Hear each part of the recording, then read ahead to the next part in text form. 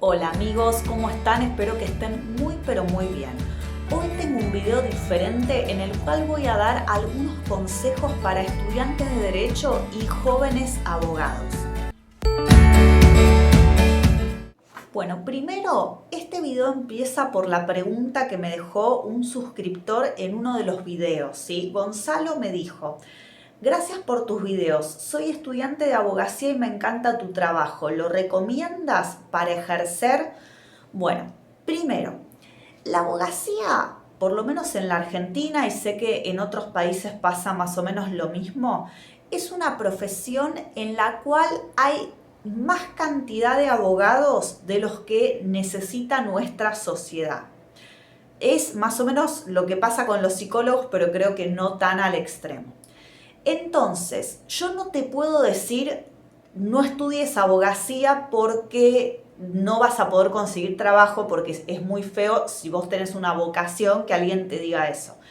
Pero lo que sí puedo decir es que solo le recomiendo estudiar abogacía al que realmente tiene vocación para ser abogado o ser juez, o que realmente le gusta el derecho.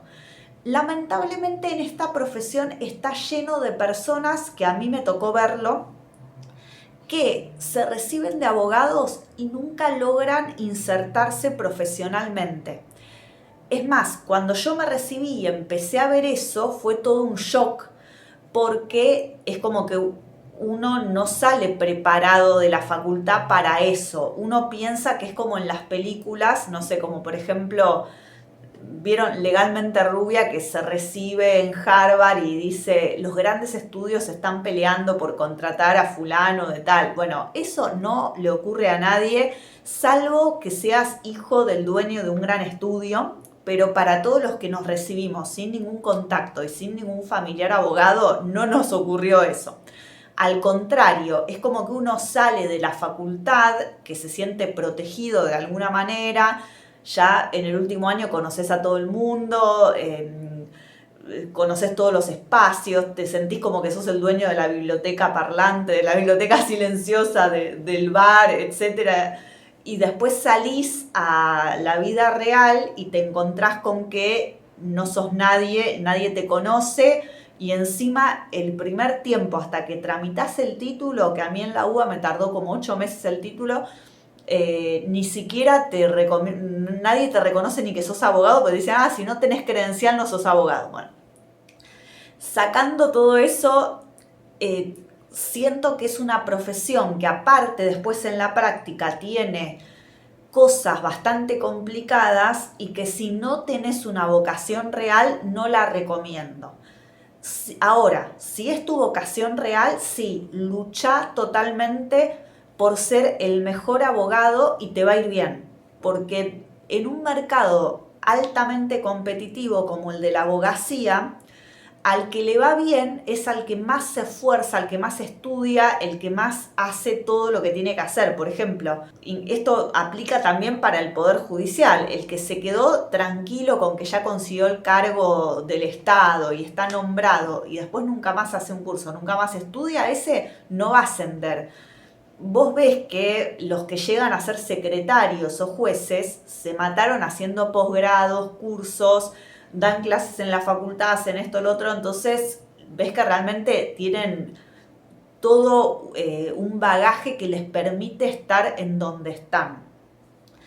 Entonces, eso es lo primero, el primer consejo que le puedo dar a un estudiante: es que si realmente tenés una vocación, sí, luches por ser abogado y te va a ir bien. El segundo consejo que le puedo dar o a un estudiante o a alguien que es un abogado recién recibido es que están en el momento ideal para forjarse el hábito de la excelencia. Aristóteles decía que la excelencia es un hábito, es lo que hacemos todos los días, la manera en la que nos conducimos en el mundo. Entonces, si vos sos un estudiante y, por ejemplo, estás en una clase presencial, no sé si ahora creo que siguen con clases por Zoom, bueno, mi recomendación es que vos te sientes adelante de todo. Si el profesor hace una pregunta, levantá la mano, tenés que ser el primero en responder. No esquives la mirada del profesor como diciendo, no, no, que a mí no me pregunten, porque va a haber un momento de tu vida en el cual vos vas a estar sentado en una audiencia, vas a tener del otro lado al juez, y si vos te acostumbraste a no ir preparado a una clase o a un examen, mucho peor, o te acostumbraste a bajar la mirada o no sabes hablar, entonces cuando estés en una audiencia no vas a saber qué decir, te va a temblar todo internamente y no vas a poder hablar. Y a veces uno se tiene que pelear con gente, incluso te tenés que pelear con gente que sabe mucho más que vos y tenés que sacar de la galera algo para contestar, porque, por ejemplo, los jueces o los secretarios de juzgado están recontra especializados en el área de su especialidad. El abogado litigante tiene casos de eso y quizás tiene casos conexos o relacionados o litiga en dos fueros al mismo tiempo. Entonces, ustedes tienen que tratar de ser lo más seguros posible cuando dicen algo. ¿Sí? Aparte, esto ya lo van a ver que cada juzgado tiene su propio criterio. Entonces, si yo quiero discutirle el criterio a alguien, tengo que estar segura. Si yo no sé hablar, no voy a demostrar seguridad. Esto yo lo vi mucho. Hace un montón de años tuve un trabajo en el cual yo iba a audiencias de mediación representando una compañía de seguros en la provincia de Buenos Aires. Yo iba por la parte requerida, o sea que solo iba a tomar los datos de los casos para pasarlos a la compañía y después ni siquiera yo seguí interviniendo en la negociación. Venían los abogados de la parte requirente, o sea, el abogado que había iniciado el reclamo. Y más o menos en un día de las audiencias que yo tenía, el 80% no sabían explicar cómo había sido el accidente. Muchos venían sin el cliente, al cliente no le habían avisado que era la audiencia. Y lo peor, había abogados sin matrícula directamente, que iban y se querían presentar. Bueno, yo uno de los motivos por los que terminé renunciando a ese trabajo es porque me harté. Realmente era una cosa que uno decía, ¿cómo puede ser que en todas las audiencias yo me terminaba peleando? Porque decía, no, a mí la compañía me exigía que se cierre la mediación en la primera audiencia y no se podía cerrar porque no venía el requirente o el abogado que venía no tenía matrícula. Bueno, y había un montón de problemas y esto se veía.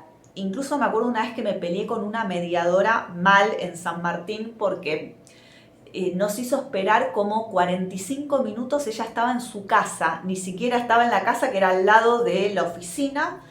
Y estando todas las partes nos hizo esperar 45 minutos y después no quería entregarme el acta, no sé qué. Yo le dije, escúchame, estuvimos esperando 45 minutos y encima te venís a hacer la exigente con formalidades que no eran necesarias. Ya solo si ustedes forjan este hábito de la excelencia y tratan de hacer lo mejor que pueden en cada caso, se van a destacar sobre el resto, porque la mayoría no son así, lamentablemente. El segundo consejo que les puedo dar es que se especialicen en algo. Por un lado, porque es imposible que alguien abarque todas las ramas del derecho y que sea como uno ve en algunos estudios jurídicos, por ejemplo, que hacen civil, laboral, sociedades, penal, derecho administrativo, derecho previsional. Salvo que esos estudios tengan muchos abogados que sean especialistas en determinadas ramas,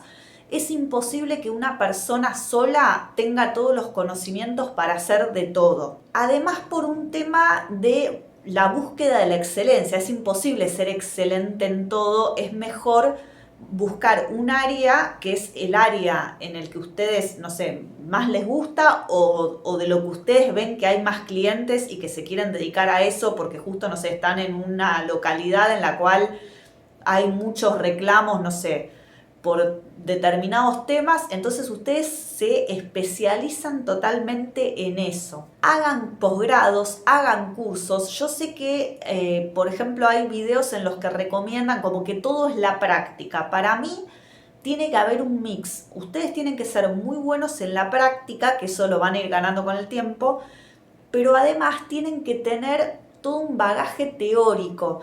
Y eso no lo van a lograr solo leyendo un libro en su casa, sino yendo a cursos y haciendo especializaciones de posgrado. Además, en esas especializaciones van a conocer otras personas, van a ver otras experiencias, van a escuchar cómo se manejan otros colegas.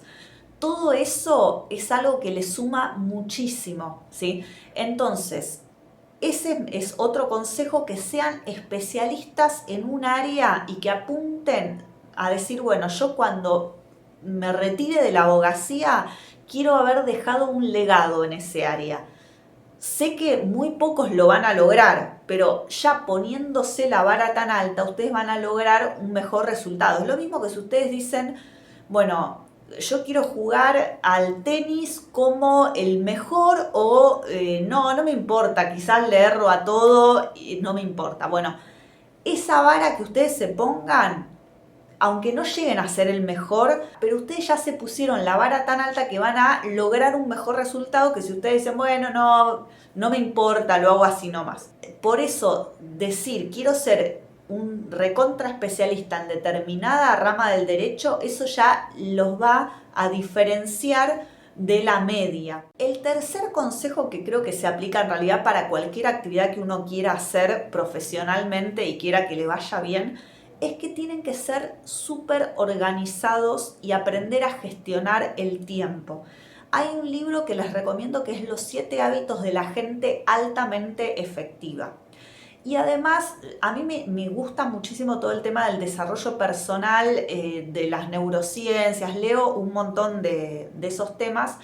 Y hace varios años leí un libro que se llama Mente Deportiva, en el cual el autor aplica los conceptos de la neurociencia, los aplica para mejorar el entrenamiento de los deportistas de alto rendimiento. Cuando yo lo leí eso, me di cuenta errores que yo tenía en mi vida personal, digamos, por ejemplo, que dormía pocas horas, etcétera, y me di cuenta que hay un montón de recursos que nosotros podemos usar en nuestra vida para lograr potenciar lo que hacemos.